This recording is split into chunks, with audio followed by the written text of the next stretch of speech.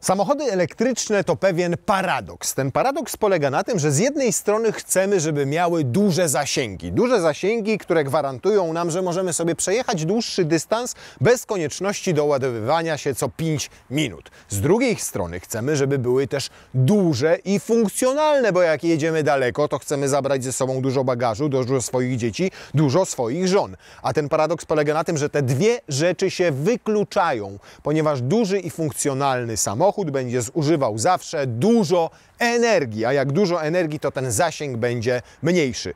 Mówiąc krótko, duże auto to mniejszy zasięg, gorsze osiągi i my znerwicowani. A wtedy wjeżdża on, cały na biało, przynajmniej we wnętrzu, Hyundai Ioniq 9 i twierdzi, że można inaczej.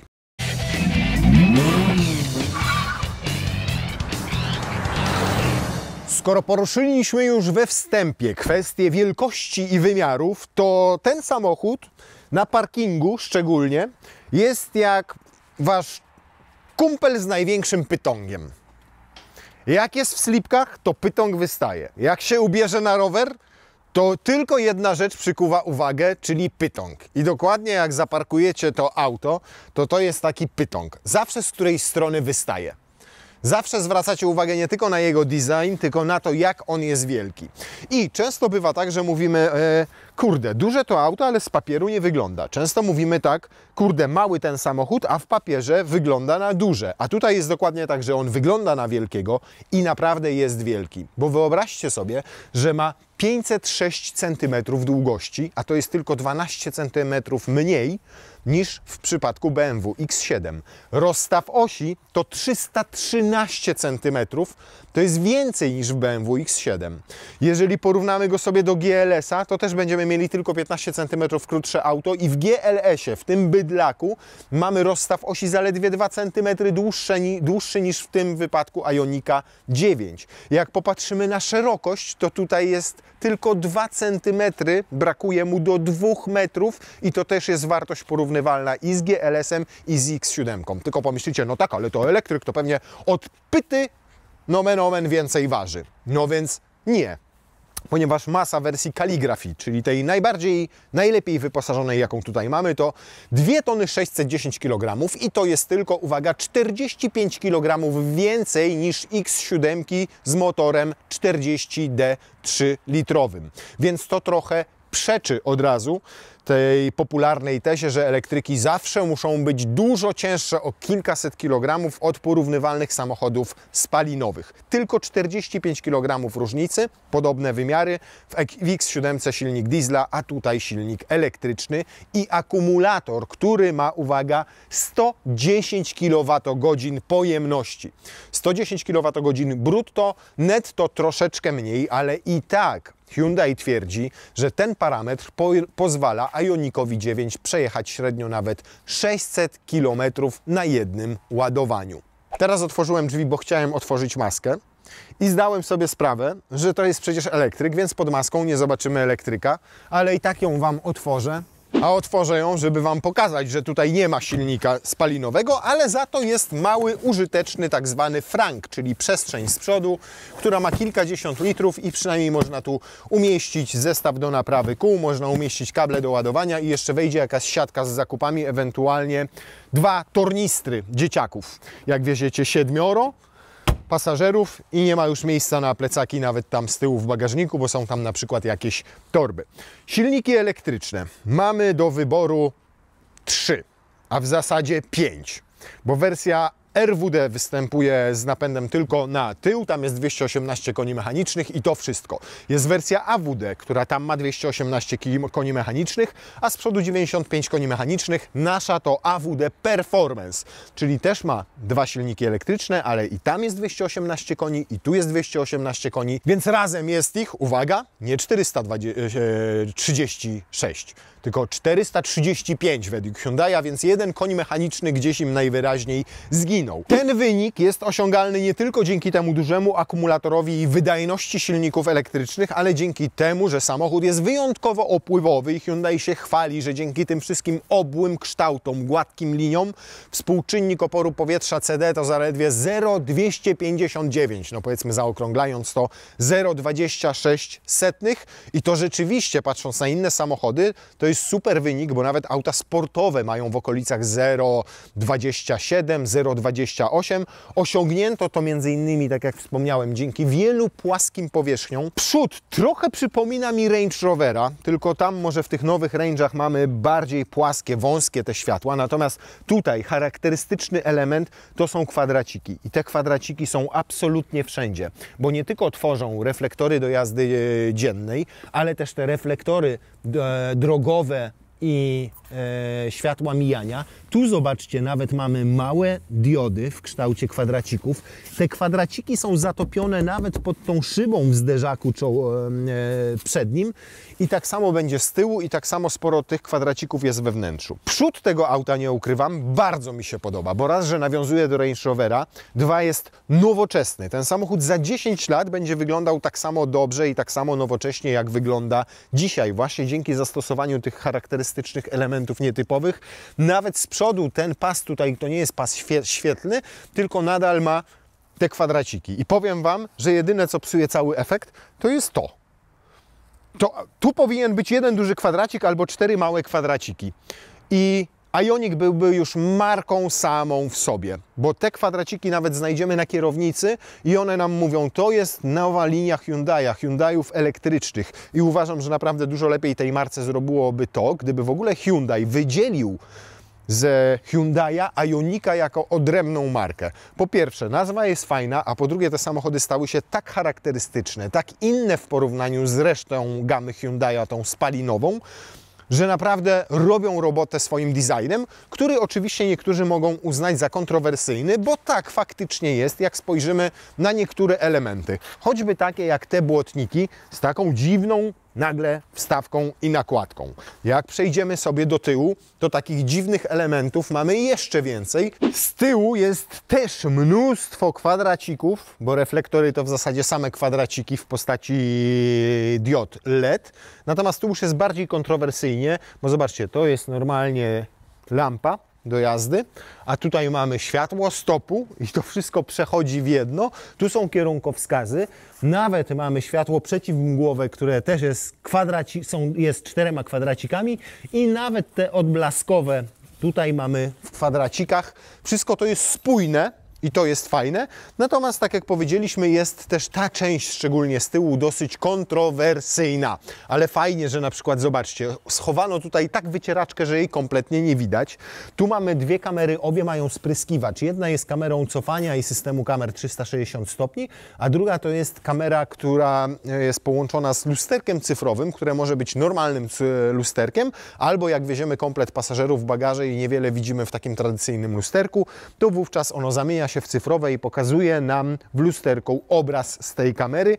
Tu jest sprytnie ukryty spryskiwacz, a tu już jest niesprytnie ukryty, ponieważ wszystko jest na widoku. Nie rozumiem, dlaczego nie można było drugiej takiej kamerki zrobić tu i też tego spryskiwacza tam ukryć w głębi tego zagłębienia. Ale już tutaj tego znaczka Hyundai'a na tylnej szybie, zobaczcie, prawie w ogóle nie widać. To Ioniq nie jest naklejone na klapę, tylko jest pięknie zlicowane z nadwoziem. Jest mnóstwo na tym samochodzie takich detali, które mnie naprawdę urzekają, bo trzeba było zaprojektować raz klapę i wytłoczyć ją w odpowiedni sposób, żeby to tutaj ładnie się zmieściło, a to wymaga zawsze dodatkowych kosztów, a 2, ktoś naprawdę myślał przy projekcie tego samochodu, może jest trochę kontrowersyjnie, ale widać, że się świetnie bawiono. Przyłożono naprawdę rękę do tego, żeby w detalach go dobrze zaprojektować. To teraz jeszcze przejdźmy sobie do kwestii związanych z ładowaniem, ponieważ mamy tutaj architekturę 800V już, a 800V architektura oznacza bardzo szybkie ładowanie. Obsługuje ładowarki w okolicach nawet 350 kW, ale ładuje się z maksymalną mocą około 240-250 kW, przy czym nawet do 60-70% z tą maksymalną mocą i bardzo istotna jest tutaj właśnie ta krzywa ładowania, bo ona pozwala od 10 do 80% ten gigantyczny akumulator 110 kWh napełnić w 24 minuty.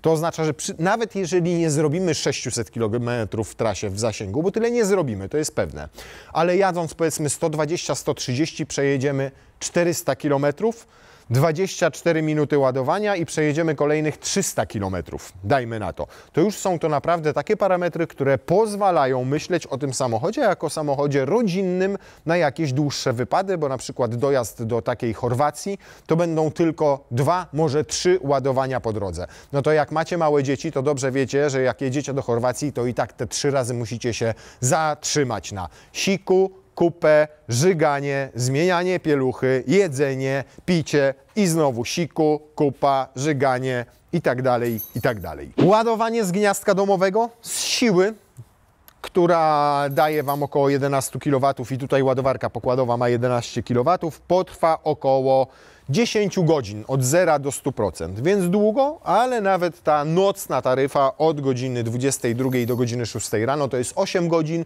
więc na nią się łapiecie i 2 godziny jeszcze tylko ładujecie się w tej taryfie dziennej, ale i tak jest to, uważam, bardzo dobry rezultat, biorąc pod uwagę pojemność samego akumulatora.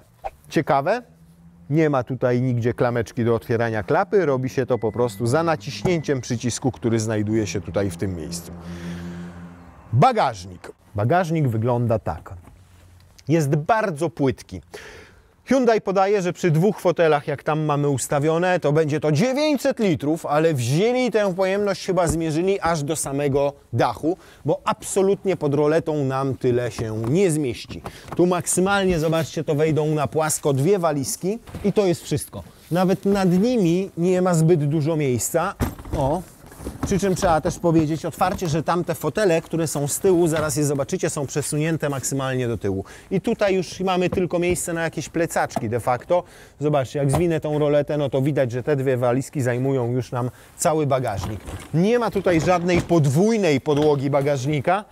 Jest tylko, zaraz to pokażemy, jest tylko taki schoweczek na siatkę. Jaka apteczka! O kurno, lekarnicka. Preosobną, a nakładną do prawu. Trójkącik ma swoje miejsce, to jest fajne. Tu jest kamizeleczka, jakieś tam wgłębienia, zagłębienia. No na takie graty, na takie pierdołki. Po prostu jest... O, zobaczcie. Nawet jest ukryty tutaj przycisk pod klapką. Do czego on jest? Do otwierania... O, będzie się zamykało. Nie, nie będzie, bo my tutaj stoimy. Dobra, cicho tam, cicho być. Gniazdo zapalniczki, ale mamy też, zobaczcie, gniazdo 250V tutaj. Nawet, proszę, 250V, 16 A. I do niego możemy podłączyć urządzenia o mocy nawet 3,6 kWh. Czyli nie tylko ekspresik do kawy, nie tylko odkurzacz, żeby ogarnąć wnętrze auta, ale lodówkę, piekarnik i kuchenkę elektryczną i mikrofalówkę i co tylko sobie zażyczycie, jak na przykład jedziecie na pole kempingowe. Więc jak do tego weźmiemy sobie jeszcze przedłużacz i taki rozgałęźnik, gdzie będziemy mieli 4 takie gniazda, to łącznie spokojnie kilka urządzeń sobie zasilimy. Do tych przycisków przejdziemy później, bo najpierw chciałbym wymontować roletę, na którą miejsce mamy, zobaczcie, tutaj również i to jest fajne rozwiązanie, bo ona nam się tutaj zmieścić powinna. Gdzie ona ma uchwyty? W prawo czy w lewo? Nigdy nie wiem. A, to najpierw trzeba chyba to. Tak. Jezusie. No jest kombinowania tutaj troszkę z tym, ale przynajmniej znalazło się na to miejsce. I za to szacun, zobaczcie. Już weszło, nic nie lata, nic nie rzęzi. To mogę sobie z powrotem zainstalować w tym miejscu. Raz, 2, szybko, sprawnie. Roletka ma swoje miejsce i to bardzo cenimy i to bardzo lubimy. To jest mata, która jest chyba akcesoryjna. Nie sądzę, żeby ona była w standardzie, ale fajnie, że jest. Zostawmy ją, żeby nie pobrudzić, nie zniszczyć. I teraz uwaga. Mamy cyfrowe lusterko, więc sobie możemy na to pozwolić, nie?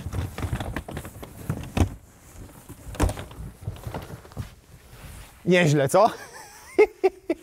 I to są dopiero 2 walizki. Tutaj spokojnie wchodzi nam 3. taka. Tutaj jeszcze, jak mamy jakieś inne, to proszę. Tu jeszcze też w pionie. Kabinóweczka. Tu się jeszcze zmieści. Jedna tu wejdzie i w zasadzie wypełniliśmy dopiero połowę bagażnika. No może połowę i 5% jego. To jest połowa dokładnie, a my jesteśmy kawałek za tą połową dosłownie. Więc jak jedziemy we 4 osoby, albo w 5, bo samochód występuje w wersji 7 i 6 i 2 6-osobowych, o czym powiemy za chwilę, siedząc tam z tyłu, no to jeszcze mamy tutaj od groma przestrzeni w tym bagażniku, a skoro mamy cyfrowe lustereczko, no to możemy korzystać sobie wtedy z kamery, jeszcze widzimy wszystko, co dzieje się za samochodem. Petarda, a teraz jeszcze zobaczcie, ile teraz jest miejsca z tyłu. Ja tu nie siedzę. Ja tu się jak jaśnie państwo na tym fotelu, za przeproszeniem. To jest niesamowite. I tu jeszcze, jakbym się uparł, to jeszcze mogę sobie przewieźć jeden dodatkowy bagaż. No nieprawdopodobne. Ile przestrzeni można zamknąć w samochodzie, który ma 506 cm długości? W normalnym spalinowym aucie musiałoby być chyba z metr dłuższe, żebyśmy byli w stanie pomieścić tyle gratów. Więc w przypadku Ionика 9, jak stara zapyta Was, jak często będziemy musieli się zatrzymywać, to uczciwie jej powiedzcie, że no co 350-400 km na ładowanie, ale możesz, kochanie, sobie zabrać wszystko, co chcesz, całą garderobę, jaką masz, całą kosmetyczkę, jaką masz, wszystkie buty z szafy możesz sobie zabrać na 2-tygodniowe wakacje bez najmniejszego problemu. Tym autem można sobie przeprowadzki urządzać. Nie musicie wynajmować żadnego busa, bo przewieziecie to wszystko Ionikiem 9. Niebywałe, ile jest tutaj przestrzeni w środku, ale są też pewne minusy. Pierwszy minus jest taki, że ten otwór załadunkowy jest dosyć wąski, a przede wszystkim dosyć niski. Więc wsadzając taką walizkę, nie możecie jej wsadzić w ten sposób, tylko trzeba ją najpierw pochylić i wsunąć tam dalej, bo tam dopiero sufit robi się troszkę wyższy. To efekt tego, że aby zachować tę dobrą aerodynamikę, to tył tego samochodu delikatnie opada. Jeżeli opada, to tutaj przez to ten otwór jest dosyć nisko. To jest jeden mankament. Drugi mankament jest taki, że w wersji 6-osobowej, bo jak widzicie tutaj mamy 2 fotele, wersja 7-osobowa ma normalną kanapę, jest tutaj dziura i ona jest niczym niezabezpieczona, więc jak zostawicie tutaj mały bagaż, mały plecak, małą walizkę, to na przykład podczas hamowania ona może się tam przemieścić, więc najlepiej będzie po prostu te walizki umieszczać nie w ten sposób, tylko w ten sposób, żeby broń Boże żadna się tam do wnętrza samochodu, do samej kabiny pasażerskiej nie przedostała. Naprawdę świetna, to jest 2 razy przycisk i macie złożony drugi rząd siedzeń, płaską podłogę, natomiast płaską z dziurą w tamtym miejscu. Więc trzeba uważać, żeby tam coś nie wpadło, ale teraz tak powiem Wam, to tutaj ze 3 rowery wejdą w ten sposób, jak mamy umieszczone te fotele. Niestety one się już elektrycznie z powrotem nie postawią, w przeciwieństwie do tych w 3. rzędzie. Bo mamy tutaj wersję 6-osobową. Teraz mamy tego bagażnika tutaj 338 litrów. Tak przynajmniej mówi nam Huangheng, czyli Hyundai. A to oznacza, że już możecie sobie jechać tylko z kabinóweczkami, ale te kabinóweczki, zobaczcie, wchodzą idealnie jedna obok drugiej, tutaj. I jak mamy tak 2 umieszczone, to tu wchodzi nam 3, tu wchodzi nam 4, tu wchodzi nam 5 i tam jeszcze wchodzi nam 6. plecak, do tego frank. I pamiętajmy, że pomiędzy fotelami w drugim rzędzie też mamy miejsce na walizkę i to trochę większą, bo tam wrzuciliśmy tę walizkę, ale jak takich walizek sobie weźmiecie kilka, to zobaczcie, co się dzieje. One też wchodzą tutaj na wysokość bez najmniejszego problemu. Więc takich większych walizek, takich średnich, też upchacie tutaj trochę. Jak ta będzie tak, tu w tym miejscu. 2, 4 tego rodzaju walizki. Więc 6 czy 7 osobom wystarczy to moim zdaniem na letni urlop, nawet na 2 tygodnie w jakiejś Chorwacji czy we Włoszech. Zanim wgramolimy się na 3. rząd i zobaczymy, jak tam jest, to tutaj mamy tę pierwszą wersję 6-osobową, bo są 2. Ta druga ma te fotele kapitańskie, elektrycznie sterowane, z podnóżkiem, więc możecie się w nich, za przeproszeniem, jak w Maybachu. Nie mają masaży, ale mają wentylację, mają podgrzewanie, elektrycznie sterowany podnóżek, podgrzewane, a oparcie do 45 stopni, aż się pochyla, więc ta pozycja może być półleżąca. Co więcej, jako że tutaj ten fotel pasażera można złożyć sobie, przesunąć do środka i to z tej perspektywy, o proszę, i pochylić, i przesunąć do środka, no to wtedy tamto miejsce jest miejscem naprawdę komfortowego, biznesowego odpoczynku. My mamy wersję uboższą 6-osobową, w której nie ma elektrycznego sterowania fotelami, ale jest co innego. Po pierwsze, one się, zobaczcie, w jakim zakresie przesuwają. Teraz jestem maksymalnie odsunięty do tyłu. Po drugie, można w nich sobie regulować pochylenie oparcia. Gdzie jest ta wajcha? Tu jest ta wajcha.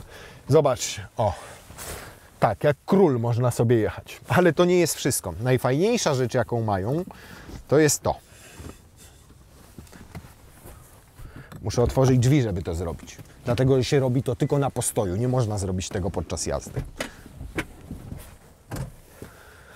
I jeszcze jak to sobie przesunę bardziej, nie, już bardziej nie przesunę, teraz jestem maksymalnie przesunięty do tyłu, to o, mogę jechać sobie w ten sposób. Po co to komu? Ano na przykład wyobraźcie sobie, że macie małe naprawdę dzieciaki. Tu siedzi jedno, tam siedzi drugie, tam siedzi trzecie. I cały czas żona musi te dzieci obsługiwać. No to jak musi je obsługiwać, to stary siedzi tutaj, tu nie siedzi nikt, ponieważ ten fotel jest maksymalnie przesunięty do przodu. Stara siedzi tutaj, temu butelkę, temu soczek, a trzeciemu stopą podaje musik owocowy, nie? Albo temu zmienia tutaj szybko pieluchę jedną ręką, a drugie karmi. Ważne, żeby się nie pomyliła, żeby jej się ręce nie zamieniły. Co więcej, chcecie na przykład, słuchajcie, dzieciaka wsadzić do samochodu, tylko wiadomo, ten się wierci, trudno fotelik włożyć i w ogóle, to robicie tylko tak. I macie ustawiony fotel 90 stopni względem drzwi i możecie sobie tutaj łatwo wpiąć fotelik, umieścić dzieciaka, zapiąć go w pas i jak wszystko to zrobicie, to tylko robicie tak. I ja naprawdę myśli tam ktoś i bardzo mi się ten sposób myślenia podoba. Zróbmy SUV-a, ale takiego, żeby miał wiele funkcjonalności vana, a nawet wykraczał poza te funkcjonalności. Super rozwiązanie. Do tego podłokietniczki są. Do tego jest ogrzewany i wentylowany ten fotel, bo tutaj sobie tym sterujecie. Do tego mamy trzecią strefę klimatyzacji, którą się obsługuje tym panelem. Do tego mamy, zobaczcie, taki wielki, pojemny tutaj schowek w tym miejscu. Jak ładnie to pracuje, jak miękko się zamyka. To nie jest jakiś ordynarny, chamski plastik, tylko ładnie to pracuje. Zobaczcie. Jak fajnie to działa, mięciutko i przyjemnie. Wszędzie płaska podłoga. Tutaj zobaczcie gniazda USB-C w przednich fotelach i to 100 W, czyli USB-C i naładuje Wam nawet laptopa. Nie tylko smartfon, nie tylko tablet, ale spokojnie i bardzo szybko naładuje laptopa. Tyle miejsca dzieciorom chyba wystarczy. Nie muszą też tak pionowo siedzieć. Mogą sobie siedzieć w ten sposób. Więc wsiadam teraz ja tam z tyłu. Siedzi dzieciak z tyłu i chce wysiąść. Nie musi kombinować. Robi tak, jeszcze sobie odsuwa i ma tutaj miejsce do wyjścia z samochodu. A ile ma miejsca? No to uwaga, zrobimy to. A to już jest zablokowane tu, tak. To trochę wyprostujemy. O, w ten sposób. To zrobimy tak. I to wszystko lekko i fajnie i przyjemnie się obsługuje. To nie jest tak, że trzeba się z tym namordować. W trzecim rzędzie, jak jedzie ktoś, kto nie jest zbyt rosły, to zobaczcie jeszcze, ile tutaj jest miejsca na nogi. Co też jest ciekawe, ja nie siedzę tutaj, tak jak często bywa w 7-osobowych SUV-ach w trzecim rzędzie, na podłodze, mając nogi w ten sposób, bo tak często bywa. Te fotele są umieszczone w bagażniku, w związku z czym, że są w bagażniku, to podłoga powoduje, że siedzi się niewygodnie z kolanami do góry. A tutaj, owszem, mam je trochę pod kątem, natomiast nie jest to pozycja niewygodna. Spójrzcie na przestrzeń nad głową w trzecim rzędzie siedzeń. Co więcej, mogę sobie pochylić do tyłu oparcie i to elektrycznie. I to zobaczcie jak bardzo. Są takie, ja wiem, że zaraz napiszecie, fajnie by było, jakbyś to wszystko powiedział nie bluźniąc. Tylko że są czasami pewne rzeczy, które łatwiej jest określić jednym polskim słowem, które też znajduje się w słowniku. I ja No taka jest prawda, ja mogę tutaj, wiecie, opowiadać wam tu przestrzeń, kurczę, jak wspaniale, idealnie, cudownie. Nie. I USB-C kolejne. Też spokojnie naładuję laptopa. Po tej stronie drugie. To niestety już tylko plastikowe, ale przynajmniej ma uchwyty na kubki. Co ciekawe, tu są 2 uchwyty na kubki, a tu już jest tylko jeden uchwyt na kubek i jakieś wgłębienie. Co więcej, w wersji kaligrafii, wyobraźcie sobie, w elektryku jest prawdziwa skórzana tapicerka i to Nappa. Ale nie w trzecim rzędzie siedzeń, bo w trzecim rzędzie siedzeń to jest sztuczna wegańska skóra, czyli z krowy, która jadła trawę, a tutaj jest niewegańska, czyli z krowy, która żywiła się innymi krowami. Nawet zobaczcie, podsufitka jest z jakiejś takiej alkantarki zrobiona, z mikrofibry czy z czegoś takiego, mięciutka, przyjemna bardzo w dotyku. Są nawiewy dla trzeciego rzędu siedzeń. Brakuje tak naprawdę tylko tutaj sterowania temperaturą, ale przynajmniej są nawiewy, można je otworzyć, zamknąć. Lampka LEDowa jest tutaj dla pasażerów siedzących z tyłu.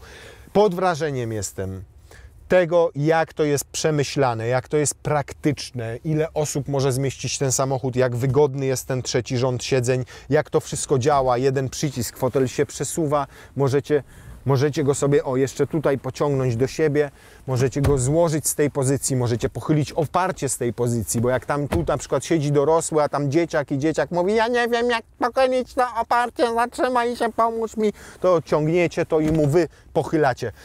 Jest to naprawdę super przemyślane, łącznie z tym, że jak do wyjścia się szykuję, to nawet ja, chłop, naprawdę nie mam zbyt dużego problemu, żeby stąd wyjść, bo otwór drzwiowy jest jakbyśmy zmierzyli te drzwi, to jest jak w Range Roverze, tym największym jeszcze z LWB, czyli Long Wheelbase z wydłużonym rozstawem osi, który ma z 5,50 m albo i 60 cm. Do tego te drzwi otwierają się pod kątem 90 stopni, więc zajęcie tutaj miejsca to nie jest najmniejszy problem. Spójrzcie jeszcze na to. Roletki, dobra, manualne, ładnie chowane w podszybiu. Zobaczcie, jak jest wykończony ten boczek, jaką ma perforację, jak fajnie to wygląda. Jak ładny jest podłokietnik, nawet te jasne materiały na pewno przy dzieciach będą praktyczne, to na 100%, ale można też sobie wybrać kolorystykę inną, ciemniejszą, na której żygowin nie będzie tak dobrze widać, ani ich brudnych, upaćkanych smarem, błotem, piachem i psim gównem paluchach. Tak działa to wsteczne lusterko cyfrowe, o którym mówiliśmy przy okazji otwierania bagażnika. Zobaczcie, przerzucam sobie tylko cyk i wszystko widzę, że jeszcze muszę dostawę wody zrobić, bo się chyba skończyła.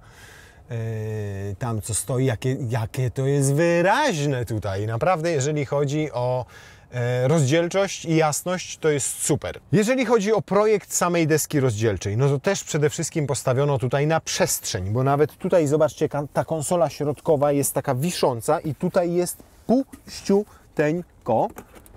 To mogę sobie przesuwać w ogóle przód, tył. Zobaczcie, jak wyjadę sobie tam bardziej do tyłu, to tutaj jeszcze mogę jedną torbę położyć, albo jeden plecak co najmniej.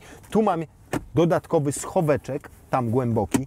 Tutaj mam ładowarkę indukcyjną telefonu w tym miejscu. Tu jakąś dodatkową półeczkę, na której coś mogę położyć. 3 gniazda USB-C, a nawet mam coś, co nazywa się tutaj UVC. Tak, w schowku jest lampa UVC, tylko nie wiem w którym schowku, chyba w tym. I tutaj jest ta lampa UVC, co oznacza, że na przykład jak sobie wstrzykniecie, to możecie wrzucić tam sobie wtedy strzykawkę i ją odkazić lampą UVC. Czad, co?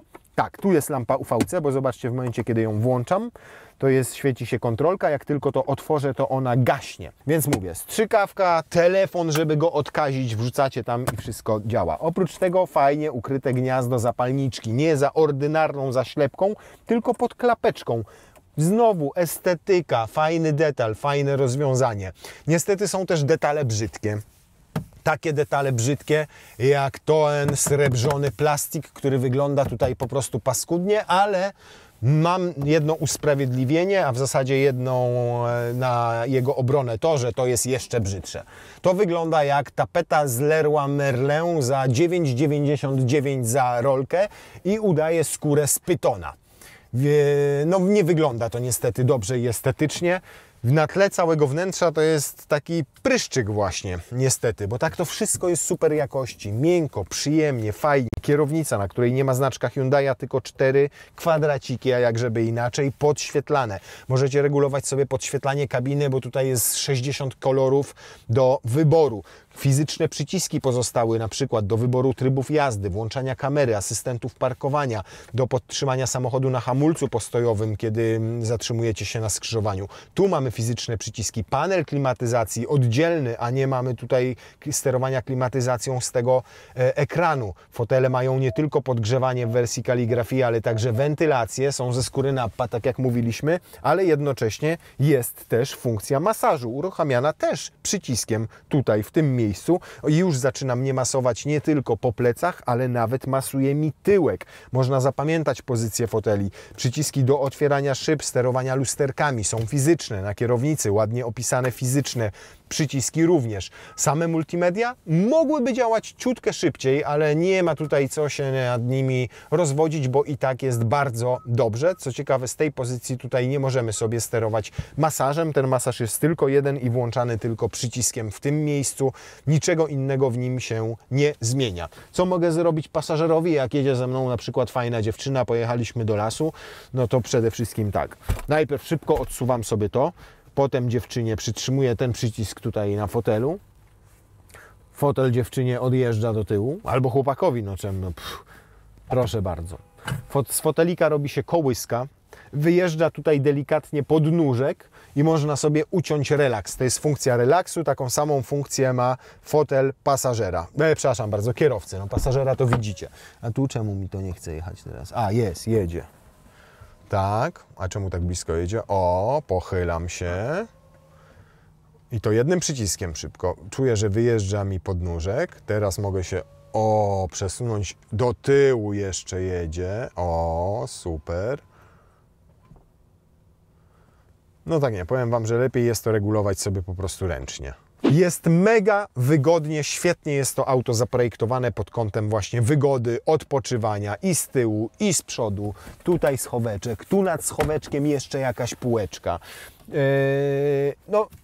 Świetnie zmontowane wszystko, rewelacyjnie, zobaczcie, nawet nie drgnie tutaj ten ekran. Kierownicą nie można szarpać, ponieważ ma elektryczną regulację, więc jak zacznę ruszać tak, to powiecie, że ruszałem ciałem jak w Tesli, ale kierownicą nie ruszałem, bo się bałem, bo mój samochód.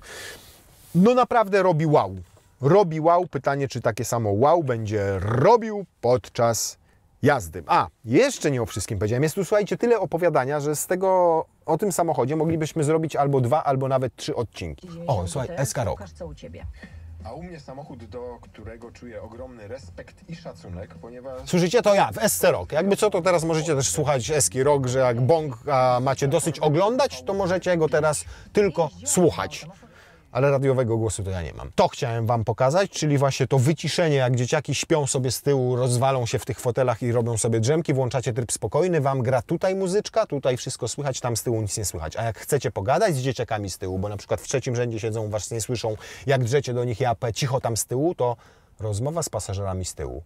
Cicho tam z tyłu! I wtedy to, co Wy tutaj mówicie, to słychać tam z tyłu i nawet ja, siedząc teraz z przodu, słyszę siebie tam z tyłu.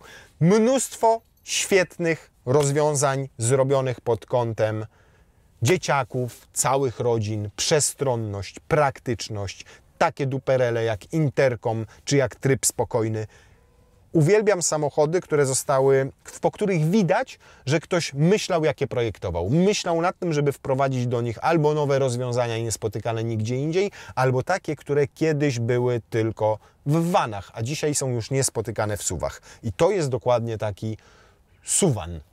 Fajne jest to, że tutaj to wskazanie pokazuje Wam nie tylko zasięg, taki algorytmicznie wyliczony z ostatniej podróży, ale też minimalny i maksymalny, czyli mając połowę dokładnie akumulatora, mógłbym przejechać teraz ponad 300 km po mieście, na przykład w takich miejskich warunkach, delikatnie muskając pedał gazu, oczywiście liżąc, a zapalając przejechałbym 148 km, czyli dalając w tym wypadku, to pewnie jazda oznaczałaby taką jazdę autostradową 140 km na godzinę. No ale zrestowaliśmy komputer pokładowy, zobaczymy jak to będzie. Zawieszenie klasyczne. Żadnej pneumatyki, jaką mają już samochody tej wielkości i tej masy w przypadku Mercedesa czy BMW. Żadnych aktywnych amortyzatorów. Po prostu wielowahacz z tyłu, MacPherson z przodu, klasyczna sprężyna, klasyczny amortyzator i bardzo przyzwoicie to wybieranie równości. Jak na te gabaryty samochodu, to przede wszystkim sztywność całego nadwozia jest bardzo dobra, bo ono nie wygina się, nie skręca się i słychać to, a w zasadzie nie słychać tego we wnętrzu. Dzięki tej sztywności tutaj żaden element nie lata, nie telepie się, nie majta się, tylko jest cichutko, tak jak być powinno i ono ma taki, nie jest super miękkie. Nie powiedziałbym, że ono jest ultra miękkie, raczej powiedziałbym, że ma taki fajny kompromis właśnie pomiędzy komfortem, ale też taką pewnością prowadzenia. Natomiast czuć już na przykład przy wykręcaniu, przy skręcaniu, przy zawracaniu, że samochód jest długi, a że nie ma zmiennego przełożenia w układzie kierowniczym, czyli za każdym razem dużo trzeba się nakręcić tym kołem kierownicy, żeby skręcić, wykręcić i zakręcić. Sygnał dźwiękowy przekroczenia prędkości. Jest 50, jedziecie 51, się włącza od razu, natomiast jest sposób na to, żeby to od razu wyciszyć bez zagłębiania się w menu. Po prostu przytrzymujecie pokrętło od zmniejszania, zwiększania głośności, dźwięk ostrzeżenia o ograniczeniu prędkości jest wyłączony. Więc wreszcie to zaprogramowali jak trzeba. Rekuperacja. Bardzo lubię to rozwiązanie stosowane i w Kijach, i w Hyundaiach, czyli mam dwie łopatki służące do sterowania rekuperacją. Nie tylko w taki sposób, że zwiększam sobie siłę minusikiem, nie tylko w ten sposób, że zmniejszam sobie siłę rekuperacji plusikiem i teraz na przykład zdejmuję nogę z pedału gazu, auto się toczy, ale oprócz tego mogę sobie przytrzymać na przykład prawą łopatkę i mam tryb automatyczny. Tryb automatyczny oznacza, że jak nic przede mną nie jedzie, to samochód się toczy, jak zdejmę nogę z pedału gazu. Jak zacznę dojeżdżać do auta przede mną i zdejmę nogę z pedału gazu i radary widzą ten samochód przede mną, to zaczną automatycznie, włączą rekuperację, przy czym dostosują ją do prędkości auta przed nami, czyli nie będzie działała z pełną mocą, tylko tak idealnie, żeby się zrównać prędkością z tym samochodem, który jest przed nami. Natomiast teraz mamy tryb iPedal i iPedal to jest tryb maksymalnej rekuperacji aż do całkowitego zatrzymania pojazdu. W ogóle zwalnia Was on z konieczności używania pedału hamulca, oczywiście pod warunkiem, że odpowiednio wcześniej zdejmujecie nogę z pedału gazu, bo jak się pojawi sytuacja kryzysowa, no to wiadomo, że mocniejsze hamowanie będzie jednak wymagało użycia hamulca nożnego. Ale w codziennym użytkowaniu, wierzcie mi, 99 nawet procent hamowań będzie odbywało się wyłącznie przy użyciu rekuperacji, co oznacza, że hamulce te fizyczne nie będą działały, nie będą potrzebne, a Wam nie będzie potrzebna prawa noga do naciskania pedału hamulca, tylko będziecie mogli sobie operować pedałem gazu. Widoczność, jak na tak duże auto tutaj do przodu, na boki, i nawet do tyłu, i nawet po przekątnej, i nawet w lusterku wstecznym jest świetna, jak na auto, które ma ponad 5 metrów długości. Tu jest mnóstwo przeszklonych powierzchni. Te boczne szyby w tylnych drzwiach są duże. Do tego dochodzą trzecie szyby, które są tam za słupkiem C, a przed słupkiem D, bo tutaj mamy A, B, C, D. Tak, dobrze mówię. 3 słupki, więc mówię, widoczność jak na takie auto jest naprawdę świetna. To lusterko tylko jakoś tak powinienem móc je wyżej wziąć, bo wiecie co, jest, udało się, coś się w nim przyblokowało przez chwilę. Ale jak weźmiemy sobie cyfrowe wskazanie, to proszę, też idealnie widzę auto jadące za mną. Oczywiście można to sobie wszystko regulować. Jasność, a nawet zobaczcie, można sobie obniżyć tę kamerę z tyłu albo ją podnieść, dlatego ona wygląda troszkę inaczej niż ta druga, nie są obie z takim samym wyglądem. I teraz, tak jest idealnie i oprócz tego jeszcze, jasność mogę... ja cię pierniczę! I zobaczcie, jaka jest jakość tego obrazu. Świetna, co? I można włączyć sobie też taką kamerę, jakby jedna była Wam mało. Co ciekawe, można to robić przy każdej prędkości i to też jest nietypowe, bo zobaczcie, wszystko nam ładnie teraz pokazuje. Mogę przerzucić sobie na przednią i teraz jadę generalnie nie patrząc na drogę, tylko patrzę sobie w jeden ekran, patrzę sobie w drugi ekran i tak na zmianę. Ale jakość tych kamer, również przedniej i bocznych, jest naprawdę zaskakująco dobra. Teraz jeszcze inna perspektywa. Teraz nawet mam rzut z góry, a tutaj I jakie tu są możliwości, proszę Państwa. Noż to szok jest. A zamiast bocznych lusterek za 5000 możecie mieć kamery, które zwiększają zasięg samochodu o, uwaga, całych 7 km. Kosztują 5000 zł. I wyświetlają obraz tutaj na takich kilkucalowych monitorkach. On jest bardzo wyraźny i fajny, ale jest to niefajne rozwiązanie do jazdy po mieście i do cofania. Na autostradach, drogach szybkiego ruchu, na bocznych drogach zdaje egzamin, szczególnie nocą i w gorszych warunkach atmosferycznych, bo w tych ekranikach dużo lepiej widać. Te kamery mniej się brudzą, dużo czytelniejszy jest ten obraz w nocy, dużo czytelniejszy podczas deszczu. Ale niestety podczas cofania one mają inną perspektywę, ona jest taka wypłaszczona, to jest bardziej dwuwymiarowa, bo w lusterku to widzicie ten trzeci wymiar, w tych niestety ekranikach tego trzeciego wymiaru nie widać, no i na przykład cofa się fatalnie. No i co, jakie mamy teraz zużycie energii? 21,8 kWh, tutaj jazda bocznymi drogami, trochę hamowań, prędkość maksymalna 80-90 na godzinę. Przy temperaturze na zewnątrz, jaka panuje, to chyba 7 stopni, więc jest dosyć chłodno, we wnętrzu mamy 21, proszę bardzo, automat, my niczego tutaj nie zmniejszamy po to, żeby zwiększać zasięgu, bo nie o to chodzi podróżując elektrykiem. Chodzi o to, żeby szybko się ładować i jechać daleko. Przy 21 kWh zużyciu energii, no to jak się na co dzień błąkacie po mieście i po takich bocznych ulicach, to spokojnie zrobicie te 500, 450, 500 km w warunkach takich, mówię, jesiennych, 7 stopni na zewnątrz. Podgrzewanie dupki włączone, masażyk włączony. A teraz zobaczymy, jakby to wyglądało, to zużycie, jakbyśmy chcieli sobie polecieć ekspresówką 120 na godzinę. Mamy 120, zerujemy i jedziemy. I sprawdzamy od razu na betonowej nawierzchni.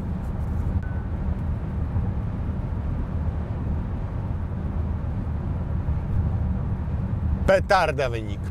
Większość samochodów na tej nawierzchni ma 68, 69, jak coś ma 66, 67 to jest dobrze, a tutaj 65,5. To jest naprawdę super wynik. Ale tak subiektywnie tego nie słychać, nie? Super jest to zawieszenie nawet na takiej drodze, bo bardzo ładnie wybiera wszystkie nierówności. Poprzeczne na wiaduktach na przykład, jakieś drobne niedoskonałości drogi, w ogóle ich nie przenosi na dupska i plecy pasażerów. Bardzo ładnie sobie z tym wszystkim radzi. Natomiast subiektywnie to mówię, słyszę szumy, nie są absolutnie tragiczne, natomiast to jest to, o czym zawsze też mówimy. Jedno to są wskazania takie z sonometru, a drugie to są to odczuwacie uszami, bo to są dźwięki o różnej częstotliwości, a każdy różne częstotliwości odbiera inaczej. Jakby tu nietoperz na przykład jechał, to by powiedział, że strasznie głośno. No dobra. Średnie zużycie 26,8 i z moich doświadczeń wynika, że rzeczywiście przy takiej jeździe, przy takiej temperaturze na zewnątrz, jak już mamy rozgrzany samochód we wnętrzu, to jesteśmy w stanie zużywać 25-26 kWh na 100 km. Zaznaczam, przy 120 na godzinę, utrzymując, jadąc stabilnie. Nie ma hamowań wtedy na takiej trasie, więc nie bardzo samochód ma skąd odzyskać tę energię. Zobaczcie, że tutaj wystarczył jeden dojazd do Rądka, zjazd z tej ekspresówki i od razu to użycie energii spadło do wartości jakiej? Bo tam przesłania mi kamerka? 22,7 kWh, ale przyjmujmy, że średnio będzie to 22,6, to na jednym akumulatorze w ekspresowych warunkach, czyli właśnie na ekspresówce przejedziecie 400 km. Odpowiednio więcej będzie to zdecydowanie latem w optymalnych temperaturach. Nawet jak będzie 30 stopni, to klimatyzacja ma dużo mniejszy wydatek energetyczny, żeby schłodzić wnętrze, niż ogrzewanie kabiny. Realnie trzeba przyjąć, że to będzie przy autostradowej prędkości i przy 7 stopniach na zewnątrz około 300 km. Tryb sportowy jest, kontrola trakcji wyłączona. Siu, dobrze idzie. Ale nie są to też... No nie, no gdzie? Coś się nie stało, co to się stanęło się? 6,71. To my na pewno mamy wersję kaligrafii AWD Performance, czy my mamy może wersję zwykłą AWD? Bo ten wynik to mi pachnie zwykłą wersją AWD, która ma 313 koni. A czy nie to, żeby 6,7 to był zły wynik na gigantycznego, wielkiego SUV-a, no absolutnie. Natomiast no, mogłoby być trochę lepiej. Ten pierwszy moment odepchnięcia się jest fenomenalny. On do raz, dwa doszedł do 6,76. Calligraphy Relax. AWD, nie AWD Performance. No tak, coś czułem, no właśnie. 0,106,7. Zrobił ile? 6,8. Więc my nie mamy wersji AWD Performance, mamy wersję AWD, czyli tą 313 koni mechanicznych i zrobiła w 6,7, czyli zapisali nam inne auto, ale wydali nam inne auto. O, to chyba tak to się stanęło się. Tak czy siak trzyma parametry. Bo zrobiliśmy w 6,70 coś, 6,8 sekundy, a pokazują dane techniczne, że w 6,7 się robi, więc jest. I ja już sobie, Michał, wszystko sprawdziłem, wiesz? I co to jest zwykłe? Tak, nawet wynika to z dokumentacji, którą Filip nam przysłał. I wtedy masz 6,7 do setki, tak. No. To się wszystko zgadza i w wersji kaligrafii jest dostępny z tymi dwoma silnikami. No, widzisz, nasz dokumentalista to był, już u nas nie pracuje. Ja wiem, że w komentarzach będziecie pisali 300 km zasięgu i pół godziny tankowania, to ja swojego Tuarega w dieslu dojeżdżam, 5 minut tankowania i jadę dalej i 180 i jestem na miejscu. Ale jest grupa klientów, którzy naprawdę już jeżdżą trochę inaczej. Oni nie potrzebują 1000 km zasięgu i jechania na raz tego dystansu, chociaż przyznaję, ja taki jestem. Jak jadę w trasę, to lubię po prostu dojechać. Ale bez dzieci jak jadę. Jak jadę z dziećmi, jak jadę z rodziną, to siłą rzeczy i tak zawsze musicie się zatrzymywać na te wszystkie siki, kupy i tak dalej. Więc jak jedziecie spokojnie, te 120-140 na godzinę i zatrzymujecie się powiedzmy latem co 400 km czy co 450, to i tak byście to musieli zrobić jadąc spalinowym samochodem. I tak się zejdzie, bo jedno zostanie w aucie, bo powie, że nie chce siku, to drugie pójdzie zrobić siku. Jak to drugie pójdzie zrobić siku i wróci, to temu pierwszemu się przypomni, że jednak chce siku i pójdzie zrobić to siku i jak wróci, to trzeciemu się przypomni, że ono chce jednak dwójeczkę. I spokojnie pół godziny na takim postoju stracicie, a wówczas wasz Ioniq 9 będzie mógł się naładować, a wy będziecie musieli sobie rozłożyć ten fotel i odpoczywać. Nie każdy klient oczywiście taki jest. Natomiast ci, którzy mają małe dzieciaki albo po prostu duże, liczne rodziny, to w tym aucie znajdą mnóstwo dobrego i będą nim zachwyceni. Imponuje mi przede wszystkim mega praktycznymi rozwiązaniami.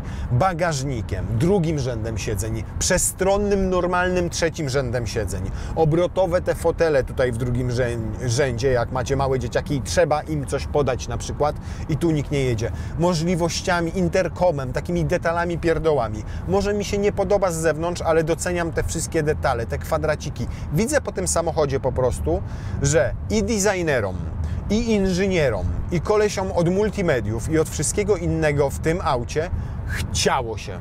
Że chciało im się stworzyć coś fajnego, oryginalnego, coś innego. Owszem, popełnili parę błędów pod tytułem tapetę z Leroy Merlin za 9,90 i dajmy napis na niej kaligrafii.